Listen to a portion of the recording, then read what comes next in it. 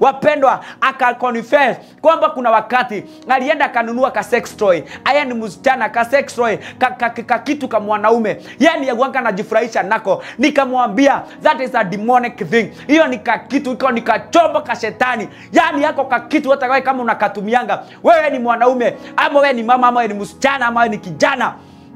Elewa kutoka siku ya leo, unafanya kazi ya shetani kuwa rahisi. Kama Mungu akataka tutumie hizo takataka na hizo makasia, ndizo angeuba, lakini aliumba mwanadamu. Wacha kwenda kusupport kazi ya shetani. Unaponunua hizo tufitu tu sex toy, ujue kwamba uwako na support kazi ya shetani. Kazi ya shetani. Yani wewe ndio unaenda kwa duka ya shetani, unamwambia nianje shaito, nimekuja kuchukua mali yako. Wacha kusupport kazi ya shetani katika jina la Yesu Kristo. Wacha kwenda kwa biashara ya shetani, kuenda kusupport kazi yake. Kazi ya Mungu ni mingi sana na tunafaa kuisupport. Wacha kwenda kununua hizo matakataka, una support kazi ya shetani.